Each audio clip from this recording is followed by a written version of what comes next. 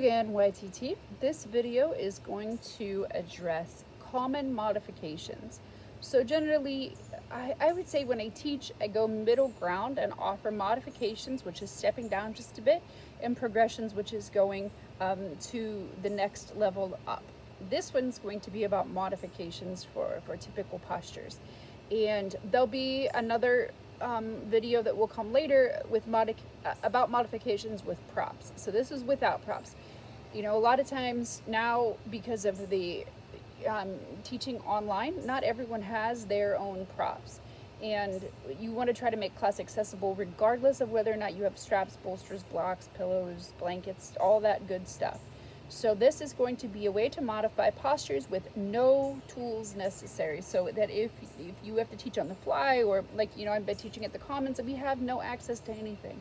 So these are just things to keep in your back pocket, ways to remember, to modify depending on who's in class, and you know, how body's feeling, and all of those good things. And of course I have my notes, my list, so you'll see me referencing that too. Grab my water.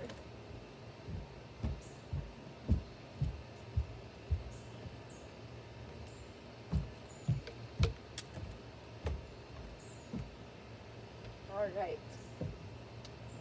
So in an earlier video, I told you about Warrior One, which is when our heel is down. Now, of course, that is a lot of torque in the twist, a lot of torque or twist in the hip, the knee, and that back ankle. So instead of trying to keep that heel down and twisting towards the front, a good way to modify that is simply just to lift that back heel. It's going to alleviate so much pressure in that back leg. So if they have an injury, or you know, whatever it is, I have an old injury from high school that still plagues my ankles when, you know, it's rainy and bit damp outside. So, you know, this, just to have that heel down can be too much pressure, so they can lift that up. I know the sunlight, the glare might prevent you from being able to see, but hopefully you can tell.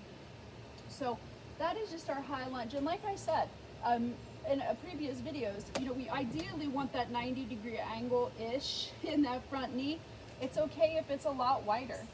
We want to try to keep the feet parallel in these lunges, or the warrior stances, because the more linear the shape, the more you're going to fall to the side. And that's a lot of pull on the femur coming out of the hip socket if you have that really narrow stance. You know, it's pulling in that hip socket. Another way to modify lunges in general, is to have that back knee down. So instead of a high lunge, maybe that's not accessible, the knee can be down on the floor. That's always a wonderful modification. Now, depending on the tightness of the hips. So if you're in a low lunge and you have that leg all the way back, that is a lot of pull in that hip flexor, psoas muscle coming out the back. So a way to modify even a low lunge is to bring that back knee forward. This is going to take a lot of pressure off of the hip flexor. You still want to have that front knee stacked over the front ankle. That's really non-negotiable. Now, if it's back, that's okay. This is what it looks like. We do not want this, because coming up into a high lunge like this is not safe for the knee, the ankle. Just not a general safe stretch.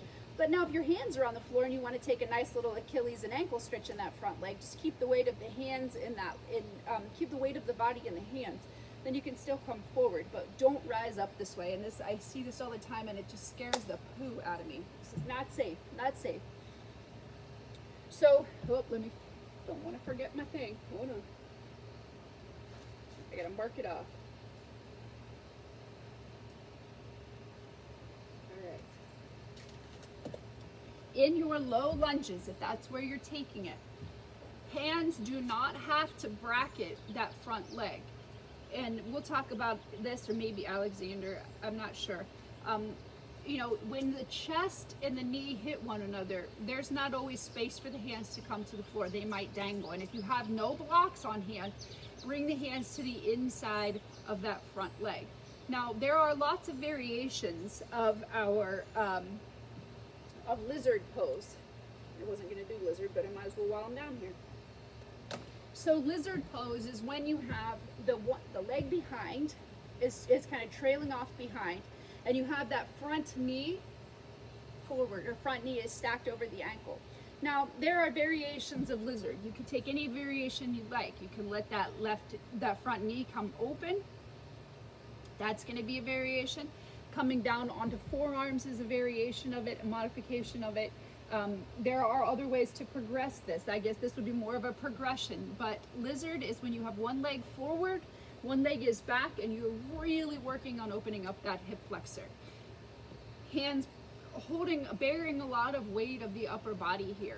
So again, if you need to take intensity off of any kind of low lunge like this, whether it's lizard or you're gonna lift up into that lunge, front knee coming forward is going to alleviate some tension in that hip flexor, and this is still okay, perfectly fine.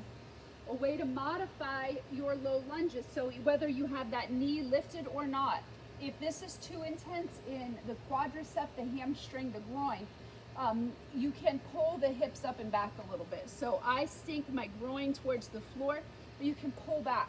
It takes a lot of pressure off of this entire area of the body.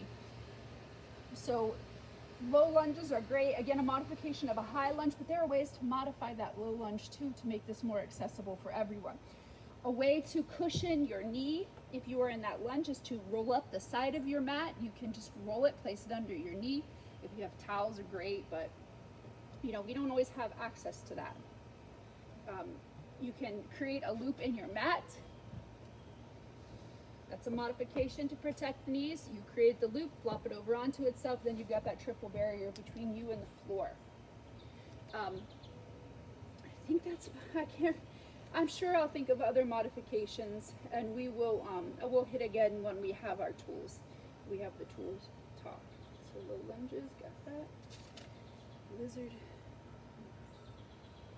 Warrior 1, I already told you the modification for that. You could bring, like I said, bring that heel up. So in Warrior 3, how we talked about how that's a balanced posture, a modification would be to keep the hands on the floor. Now it's going to roll your hip open a little bit, so you're still trying to square off to the mat, but it's perfectly fine to keep hands on the floor when you are in that balanced posture. No worries there. It's all good. Hands can be on the floor. And we'll talk about this again when we talk about tools, because this is not easily accessible for everyone. So hands can be on the floor, and that's with any balanced posture. You know, if you're standing on one leg, still okay. The mat is starting to burn my feet. All right. Might as well just do seated while I'm here. All right, so in seated, any variation of seated is perfectly fine. A great way to modify your seated position is to sit on a block. Talk about that when we have tools, because often you'll find people's knees way up here, but that's okay. Any variation of seated is fine. I always call this crisscross applesauce, where the feet are kind of tucked underneath the legs. They can be staggered, they can be stacked. Doesn't matter how it looks. Some people prefer to keep their legs out in front. They can bring them in front of you. Sukhasana or easy seat. It just depends on what feels most comfortable for you. They could come all the way into their full lotus if they wanted. Easy seat. You're sitting up tall though. You're sitting up nice and tall. That grounding sensation through the sits bones. Your sits bones are just the fancy name for your bones in your butt cheeks. Bottom part of your pelvis. Sitting tall, your shoulders are relaxed. Palms facing up means you're open to the universe, the energy that the universe wants to send. Palms down, you need a more grounding sensation. Try to encourage them to relax as much of their body as they can in that seated position. Modifications, again, the best modification I can tell you is to sit on blocks, and I will show you that when we talk about tools. We'll have blocks, bolsters, blankets, straps. I think that's it. So seated, any leg position is perfectly fine. Let's see. Seated forward folds. We want to try to sit up tall in a 90-degree angle. Now that's not always possible for people. Usually they slump. Now if your hip flexors are really tight, it's going to affect your lower back, and it's really difficult to sit up. So in a forward fold, their knees can be bent as much as you need them to be. If you want to try to keep the back flat, now that's not always possible. So bending the knees is going to allow for you to keep the back flat. The idea behind that forward fold is to get that, or Dandasana is sitting tall, forward fold, is to get that hamstring stretch and to get that lower back stretch.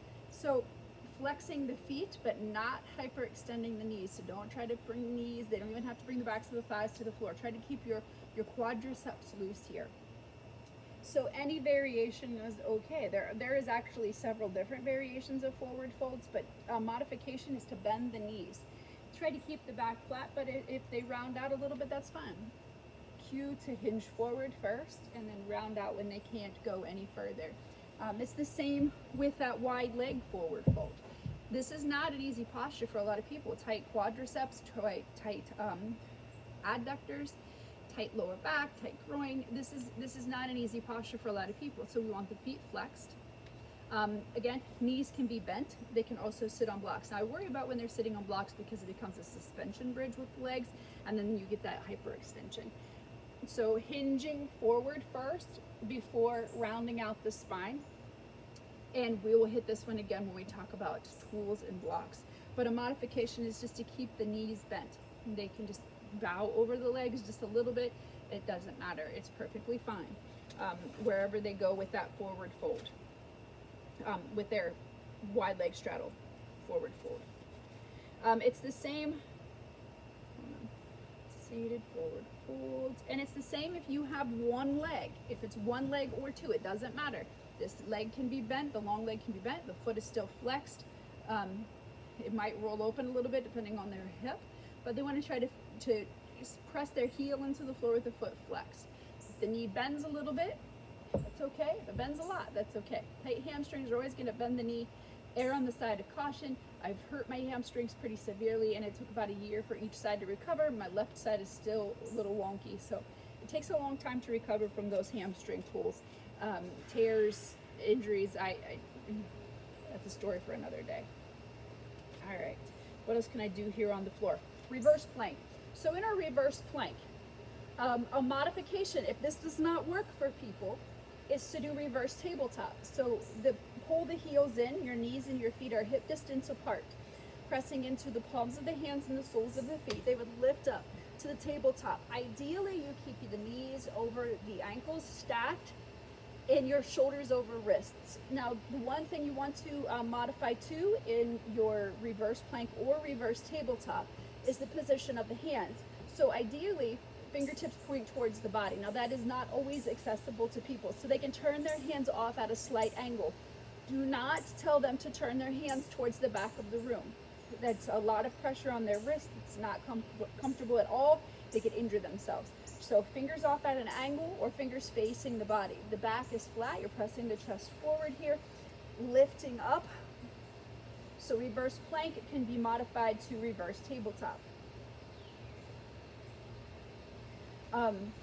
Big shoulder stretch.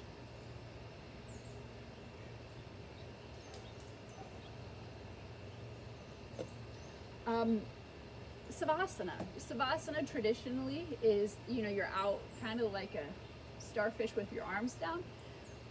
You can be in any shape that for Savasana, whatever is most comfortable. Be on your belly, on your side. Of course, in pregnancy, you're rolled on your left side or you're propped up at an angle. We've talked about that before in prenatal. But you just want people to be comfortable. The more comfortable they are, the better they can breathe easy. They can relax into Savasana. They can quiet the mind, because if you're uncomfortable, your mind is perseverating on that discomfort instead of just allowing them to rest and chill out on their mat.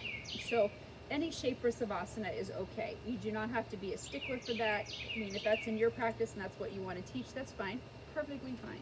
But if you are not so concerned about that Savasana, it can be any shape and it'll be all right. So one modification that I wanted to tell you about tabletop is your forearms, to come down to forearms. If your wrists are really upset and fists are not working, come down to forearms. Just keep the elbows stacked underneath the shoulders. In downward facing dog, if people have wrist issues, one of the ways that they can modify this is actually another posture. It's called dolphin. Wrists are palms are on the hand. Try again. Forearms are on the floor. Elbows are underneath shoulders. Hands can be resting on the mat, or you can create a tripod effect by doubling up the fists. So you're just clenching the hands together. Same body shape, same leg shape, but instead of the hands on the floor, they then have their forearms on the floor. It's technically dolphin, but it is a modification for your downward facing dog.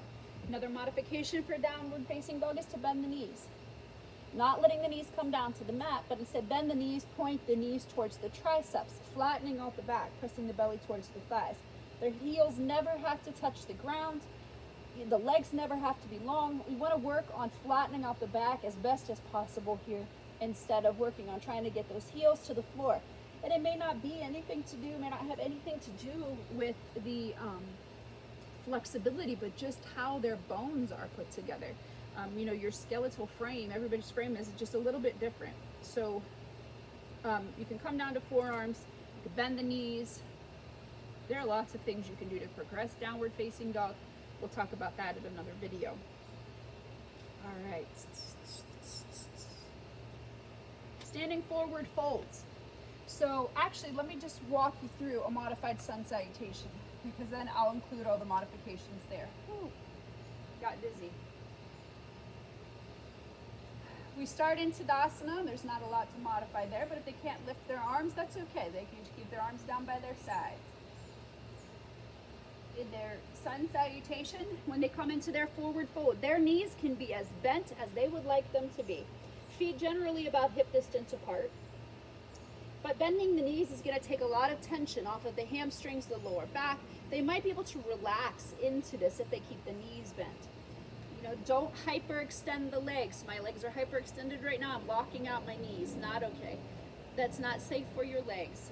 So forward folds, bending the knees is a great modification, and that can be in any type of forward fold. Whether, you know, if you have your legs wide, they can bend the knees. Try not to lock the legs out in any variation of forward fold. To come down to the mat, they can bend their knees as much as they need to. Step back, one foot, then the other. A modified plank is to lower the knees to the floor. So wrists are still underneath the shoulders, but there's a long angled shape from chest to knees.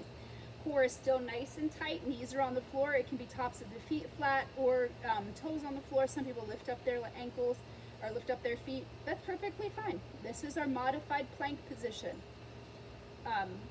The hips are forward of the knees, so when they lower down through their tricep push-up, they're doing it from their knees. So chaturanga can be from the knees. To teach a modified sun salutation, you really need to be explicit about the way they lower down. So lowering with control, keep the core nice and strong. Usually I say belly, chest, chin. To come back out of this, press to the knees first, then tuck the toes and lift the knees high. So they don't go from that tremendous back bend, if that's what they're choosing, to downward facing dog. It's a progression. Knees down, then their chest comes down, lift the chest up, chest back to the floor, press to the knees, then press up and back for a modified sun salutation. Stepping in and out of sun salutes instead of hopping in and out is also a modification. Got that. So, all right. In tree pose, some modifications. You know, this would generally be the most progressive tree pose is to bring your foot to your opposite hip crease. But most people will bring, you know, their foot up to inner thigh. But a great modification, especially for someone with balance issues, is just to keep that toe on the floor. The heel can rest up against the shin. You know, you have the sole of the foot against the inner ankle. Hand positions are always up to you. But a great modification is just to keep that foot low. And maybe they lift it up and lower it. Hands don't have to come up. This could be tree pose, and that's perfectly fine. Perfectly fine. All right, for eagle. So full expression of eagle is wrapped leg, wrapped arms with palms together. But, and I'll show you another variation with a block, but it could be that you cross your front leg in front of the standing leg and just bend the knees. Maybe they cannot cross thigh over thigh, and this is okay. It could just be crossing thigh over thigh with foot on the floor. Eagle arms are complicated just because some people don't have the shoulder mobility. So with the full expression, you have your arms intertwined, elbow stacked inside of elbow. It could just be the backs of the hands pressed together. It could just be an X of the wrists pressing the palms together. One variation I really like is the body hug. Stack elbow over elbow. Give yourself a hug. They can still lift up the elbows to create a little bit of eagle arm action. They're still going to get a little shoulder stretch. In your eagle though, you can stand up tall, lift the arms up. You want to keep shoulders low as you lift elbows. That's going to give you a deeper stretch across the shoulder girdle. So you can stand up nice and tall. You can hinge. But just so many ways to modify this. This could be their eagle, and that's perfectly fine. I say perfectly fine a lot, or everything is okay. So another thing that people like to do is their prayer twists. So when you're in your chair pose and you're taking that prayer twist, so I'm twisting to the right. When you look down, you still want to keep the knees in line. So your left knee might shoot forward of that right when you're twisting to the right, but you want to try to keep the knees in alignment. Pressing palms together, the thumbs come towards the center of the chest and you're twisting deep through that midsection. Other variations of your prayer twist, you can take the arms open. One arm is open, and you can just simply bring your hands to the outsides of your thigh. If they can't bend down very deep, it could just be the hand and twist open. And that goes for whether you're standing, whether you are in a lunge, it doesn't matter.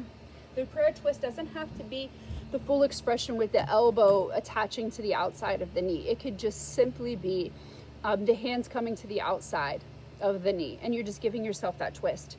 In your twists, so we've talked about prenatal no compression twists, but even so modifications for just a regular old twist. It can just be the gentle twisting. You can just barely bring the torso around. But in a full expression of a twist, you want the shoulders to be relaxed, sitting up tall, and you want to keep the core engaged so you can feel that twist from your shoulders to your pelvis, because sometimes the twist will just bring the shoulders around. We want to involve the entire torso. It wrings out the internal organs. It's great for your back. It when you release from a twist, fresh oxygenated blood kind of rushes into those internal organs, which is great. It's what you want. But you do not have to take it very far. It can just be a gentle little twist, especially first thing in practice. If you're doing some complicated twist where you're really bound up, if the tailbone needs to lift up off the floor, your glutes need to lift up off the floor, that's okay. You have something called your SI joint in your lower back, and if you are really trying to press to the floor and twist at the same time, and you've got a whole bunch going on in your lower back, that SI joint can act up, and it's right between your sacrum and your iliac crest. So you have two of them, one on each side of your sacrum and your lower in your pelvis. I've seen people tweak that, and it's not comfortable. So if you're twisting, just go gentle with the twists. You know, let your glutes lift up. It doesn't have to be, you know, that you are glued to the floor and trying to twist at the same time. So be gentle with that.